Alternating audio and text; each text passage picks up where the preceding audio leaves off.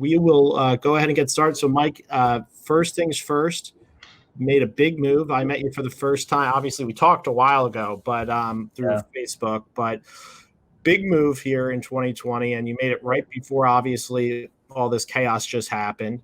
Tell us a little bit about that. That transition. Obviously, you have a big team. It's not just you. It was. Tell us a little bit about your group and your team. All right. So full disclosure, this is a painful story. So I'll start at the beginning. Well, there's 8 of us. I had 6 LOs and 2 processors. So there's a lot to consider when doing all this. But how it all started was obviously being on Facebook. I'm social in all these different groups, and seeing you and Chris Griffith out there, and I'll reference it as kicking people in the teeth.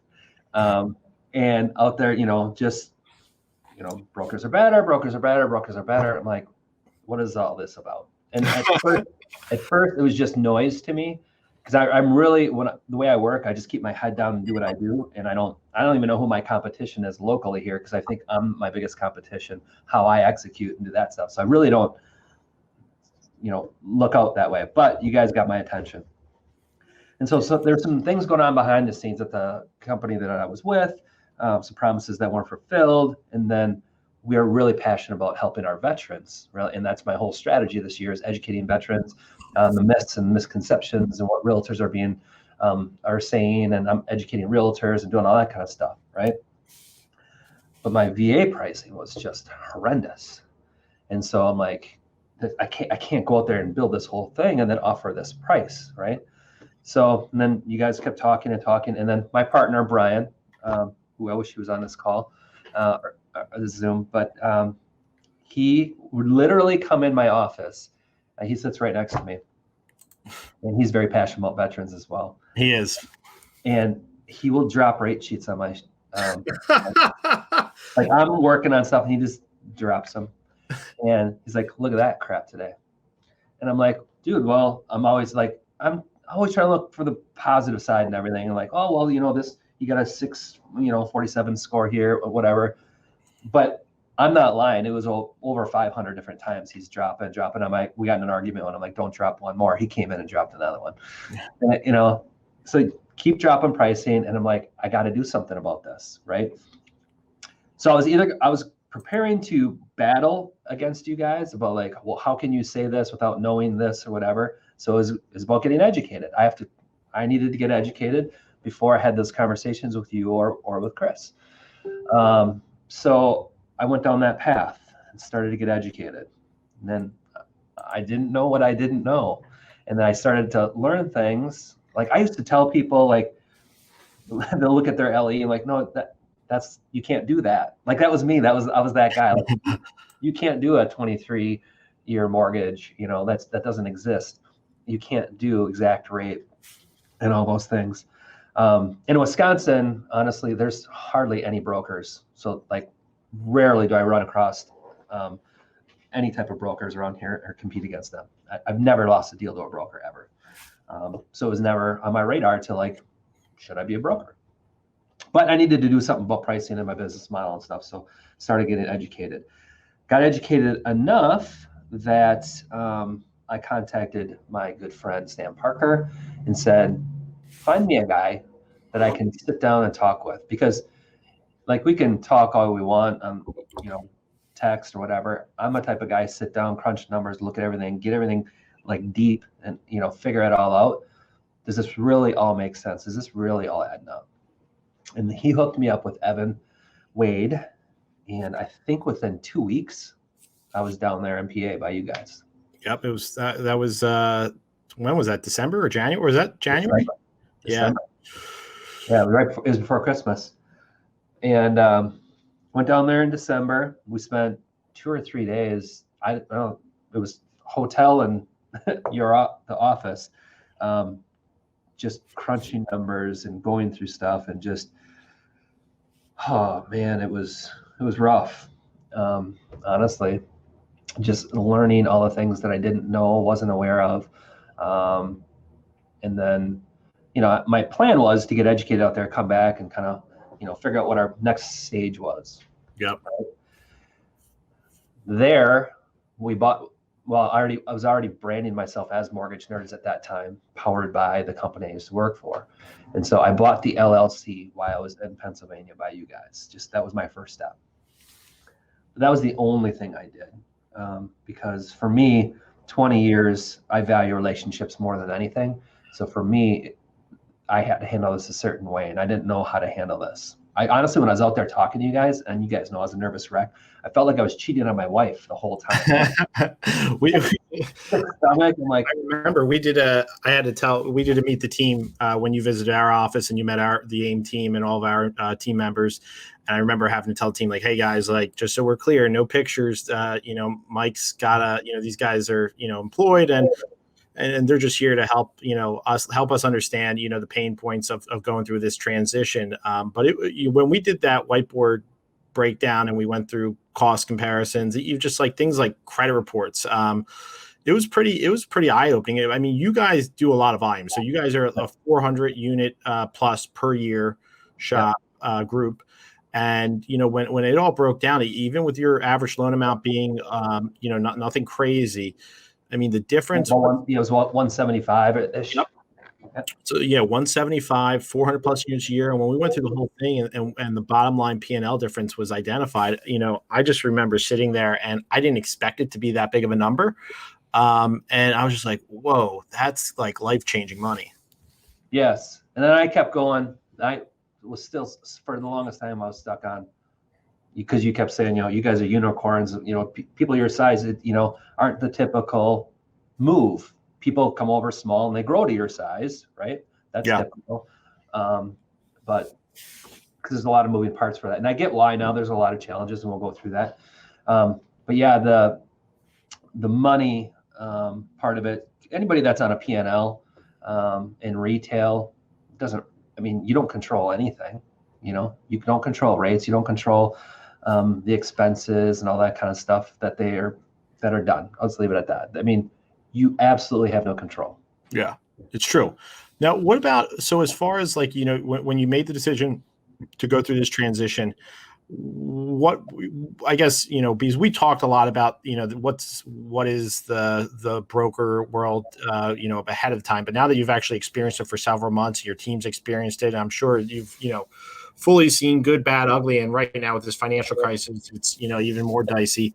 What pops out at you as the things that, were the toughest to get over, or pleasant surprises, any of those situations?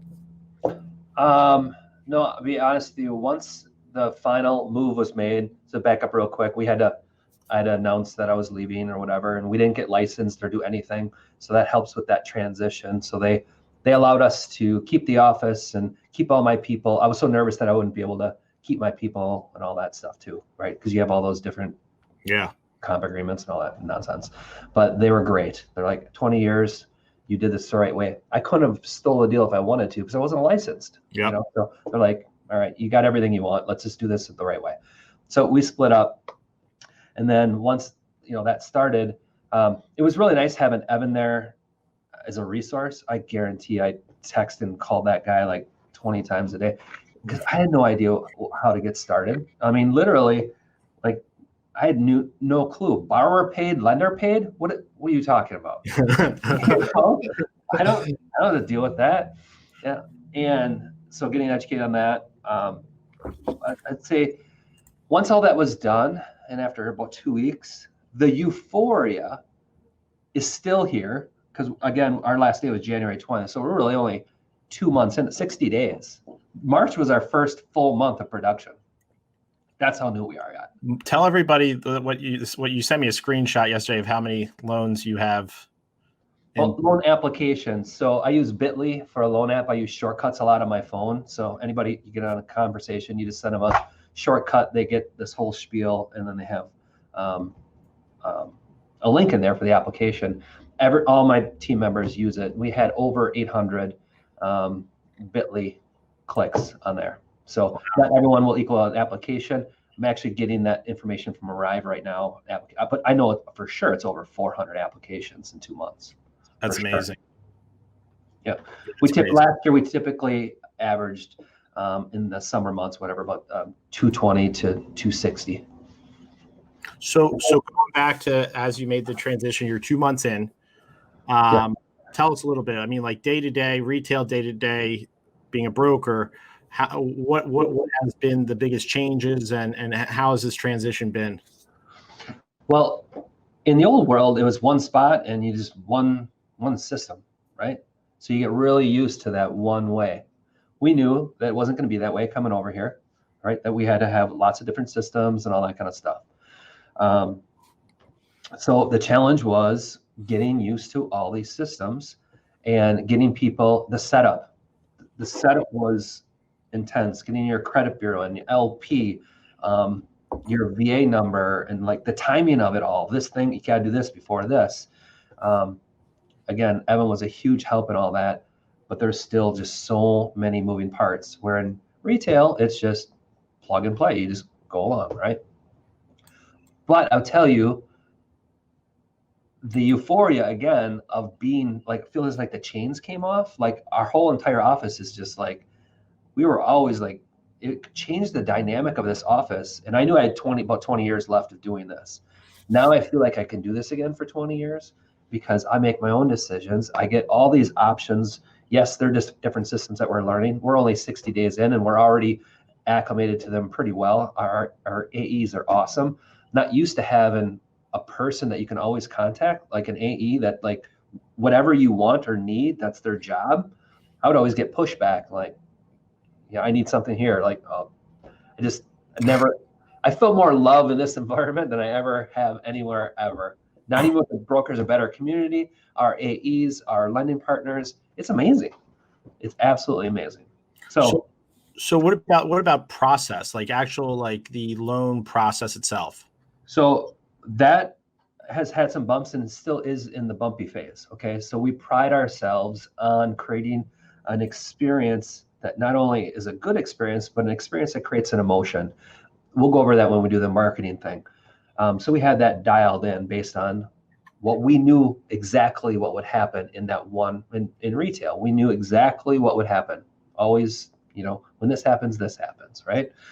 Now, well, each lender's a little bit different. So we have to like move this around a little bit. So we have two processors and even then the one processor couldn't handle all the changes. So we had to move her to junior processor and move the other one to a main processor and, work all that stuff out. So 60 days in, we're rolling and adapting and making moves to make that process better.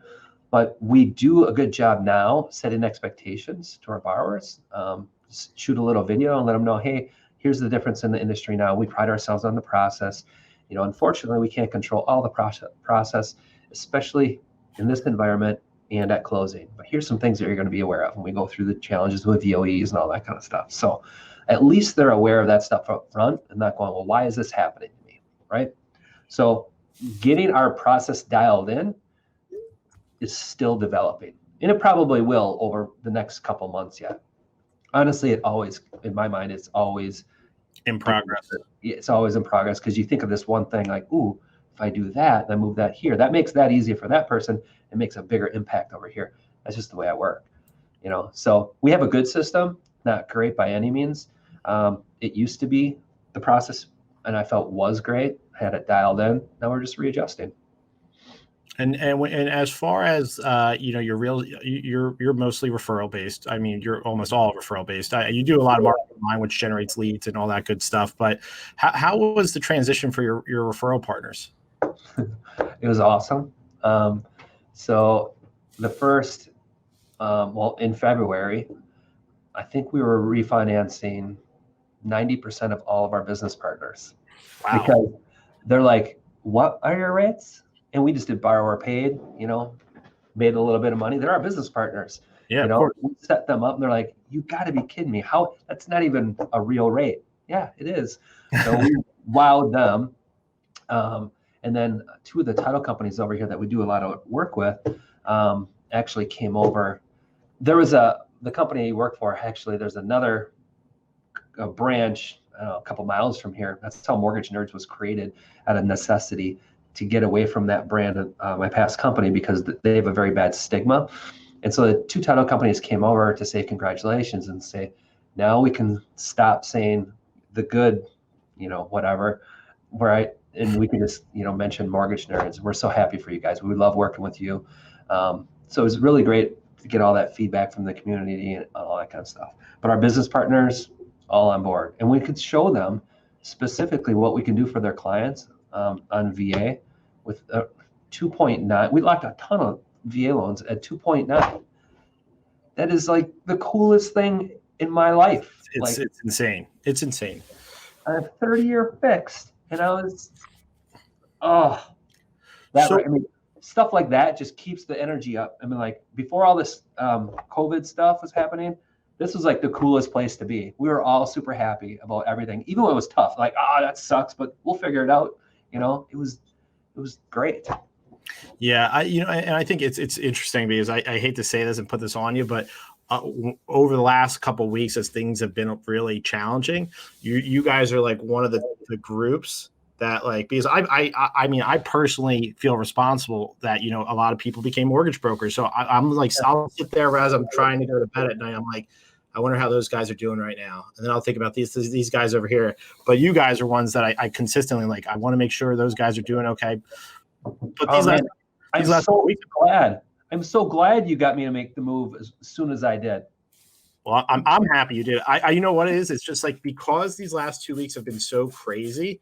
And hey, listen, like I talked to Matt Ishbia this morning, and I talked to the owners of different companies, and right now I know that their identities, no matter what lender it is not who they actually are. Like this whole 17 million people lost jobs, so they're having to adjust their business models to sort of be on prevent defense.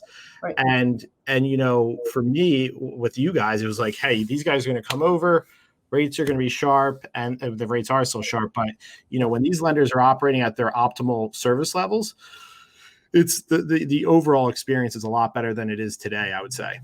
Right, but here's the difference, though, is like right now today I have 12 lenders. Yep. I have 12 different lenders that make 12 different decisions for their business model. Totally get it. They're running a business. I have 12 options. In my old world, I had one. I had somebody else making bad decisions for me, and it was shoved down my throat.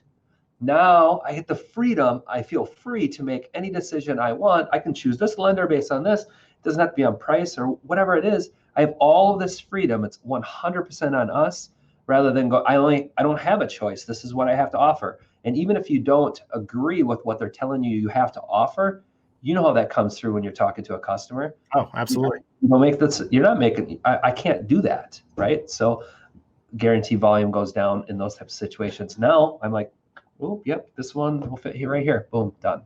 What was your biggest fear when you were going through this process? Like, even after you learned the rate difference and you start to like kind of make sense of it all, what was, I mean, I know you have a family. What was your biggest fear? It wasn't the money. It was this. It was, all right, so I had to contemplate. I'm always forward thinking. Like, what happens 1, 2, 3 months down the road? That's just the way I'm wired. Like, there's literally nobody else in this office. Me and one other guy, and I put a sign on my door to not knock on it, just in case somebody would come in. I'm always trying to think one step ahead. So my fear was, all right, so I say to my company, all right, I'm going to go. And they are going to go, okay. They could go either way, all right, like it did, which was beautifully. It was nice and clean. It was great. Or they could have went, okay, well, you can't take any of your people. You can't, your non-compete says that, you can't do it within 20 miles of this radius. I just remodeled this building, spent over $100,000 remodeling the building, and you can't stay in your building. Like, I felt like they would take all that away from me out of spite because they would be pissed off, right? Yeah. I'm not saying that's who they are. That's where my mind was at. That was like the worst case scenario. And then if they took everybody away, then it'd be Brian and I. And so Brian and I had a conversation. So Brian's his business partner. Yep. Brian's my Rockstar LO business partner, right? I do all the marketing, admin, everything else. Brian crushes loans. So we sat down, we talked, said, like, knowing that all this could happen and there could be potential lawsuits, whatever it may be, are we willing to go to Green Bay, which is over 20 miles, in a basement and start crushing out loans, just you and I? And he's like, all day, every day. That was it. So my biggest fear was that, but I mean, all these people, I gotta know that they've been working with me forever. I mean, they've 15, 20 years I've had these people with me. It's crazy.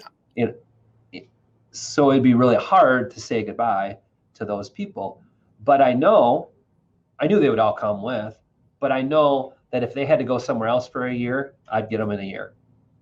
Or if they had to go somewhere else for a year, they'd be better off somewhere else for a year than they would be staying where they're at. Yeah, well, it's interesting because we had some great conversations while you were out here in Philadelphia, and I got to know you and Brian and a little bit about his career path because he was an appraiser. Just interesting stories and even your families as well. So it's good to hear that the transition has gone well, and obviously I know we're still in progress. Things we'll kind of spend our last 5 minutes here talking about, and I'm really excited about. So for anybody that watches this either now or later on in the day, these guys, when I say like they nail their marketing and their social media and the way they build their brand, I'm telling you, like Michael's email signature, just like from the emails we've exchanged, I literally, when I think of email signatures now, I think of his email signature. They have a very memorable way about doing things, whether it's he's created a lot of like gifts. So if you're in a text thread with him, he's got all these branded gifts that he'll send back and forth. Like thumbs up, if like you would normally do a thumbs up gift, they have all their own branded gifts. But just like I was just looking on your Facebook, your professional Facebook page for Mortgage Nerds, and just the thing that you did last week on forbearance, you had 10,000 people watch that. And again, Michael's audience is focused on people in his community, consumers, real estate agents, just business owners and entrepreneurs in his community. And like that's the part that I'm really looking to try to focus on for the broker communities, understanding that like that's who our audience is. And if you just visit Mortgage Nerds with an S on the end, their Facebook page, you'll see kind of the stuff they did. I think you said you had 55,000 views on. Yeah, there's one called Stated Industry. I think it's pinned to the top even. It's Brian and I. That one had 55,000 views on it. I think it was last week or so. And that's all organic. That's not like paid, promo, or you do pay. For most of the stuff, I'll like a lot of the posts you'll see a lot of realtor listings on there too. I always throw $15-20 on that. That video, I think I threw $200 at it, specifically targeting realtors. But $200 to get 55,000 views is really impressive. And I think you said a lot of it was organic, but I always try to boost in some way. I feel like it really adds a ton of fuel to it. And from your perspective, I think you said you had 10,000 of the 50,000 actually watch it all the way through or watch 10 minutes of it, which is, very impressive. So I think the big thing that I look at, a lot of people do social media very differently. The thing that stood out to me about the way that they've built a brand for Mortgage Nerds is even though they have an identity, Mike Cox, Brian Hoffman, Mortgage Nerds, because they put all of their effort from a branding perspective behind that name, it really is the brand. And a lot of times I see with brokerages like the top LO or the broker owners in LO, and it's really the brand is that person, is the entrepreneur, and whatever the name of their company is, it's kind of like the secondary thing. But I think it's really, really important that when people think about their mortgage, yes, they want to think about their loan officer, but they should have a brand. I mean, at the end of the day, we want to be in a situation where when people think about mortgage, they think about Quicken Loans. And then after that, they don't think about much. And really what we want to be able to do is, LO, build their brand, brokerage, build their brand. And I think you guys nailed it. And talk a little bit about that strategy. So it came out of necessity again, because there's another branch down the road. But my brand goes exactly against Quicken's. So our tagline is mortgages are complex. Let Mortgage Nerds give you the answers you need. We know how many variables there are that go into a mortgage pre-approval. Nobody's going to an application and typing in and getting an actual pre-approval because you don't know your child support. Do you have 3 months constant payments? And the data you put in may not be any good, right? So we know that that is just a branding thing for them. Yes, it works, but I go completely against that. Mortgages are extremely complex. And so everything we do is about educating the consumer, mortgage nerds. And then somebody called me yesterday and asked me, well, why? I mean, you're a mortgage nerd, so you must know more about mortgages than most people. Like, I hope so. And he started quizzing me. He's like, well, what do you think about mortgages? I'm like, mortgages are the number one tool you have to build wealth based on your unique situation. Has anybody ever told you that before? I'm like, no. So we get into high level conversations about mortgages rather than just, I don't like to look at us as an order taker. Like, hey, what's your rate on a 30-year fixed? I won't give anybody a rate. And one of the reasons we get so many applications is you got to fill out the application for the most part to get like a rate quote or anything, because a 30-year fix may not be the right mortgage program for you. Maybe how long you give me in the house? How much debt do you have? Like, are your kids going to college? We want to do things at a higher level and provide the most value possible. End of the day, we analyze all of it. We tell you what the best loan program is for you based on all the criteria and how to get the best deal on that. We don't look at it as, we don't take orders from people. We analyze it. We're mortgage advisors. And if you really think about that logic, this goes back to the conversation I had yesterday with Matt Gauger. If a customer calls you or consumer calls you and it's just simply, okay, give me your 6 pieces of info and I'm going to give you a quote. So give me your LTV, your transaction type, like just give me your basic info and I'm just going to put in this pricing engine. I'm going to take that and I'm going to verbalize it to you. Anybody can do that. Like that like the 22-year-old kid who just graduated college and works at Quicken Loans in their call center does that 150 times a day.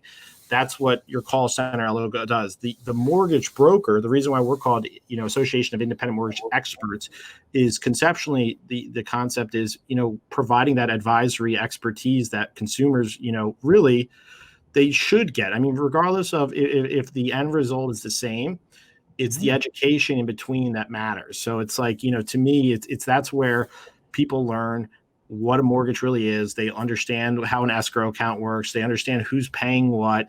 And the transaction is complicated. And we're seeing it right now with forbearance. There's a lot of people that are mortgage experts that had no idea what a forbearance or deferment is. So they're learning now. And I think that's one of the things that we have to, everybody has to make a part of their communication strategy. Yeah. And then I just had a guy on, we get a lot of stuff on Messenger because we do so much on Facebook, and he wanted just a quote, and I wouldn't give him one. And I said, kept breaking down, to call me, and he's like, well, I've never had this much trouble getting a rate quote before with my bank. I'm like, we're not your bank. We do things at a much higher level. We went through, we analyze your data, blah, and make sure that you're in the right mortgage, because that's almost more important than the lowest interest rate. And he just kept going back, and I'm like, you're better probably served with your bank. It seems like that's what you want. I'm okay to turn away a customer.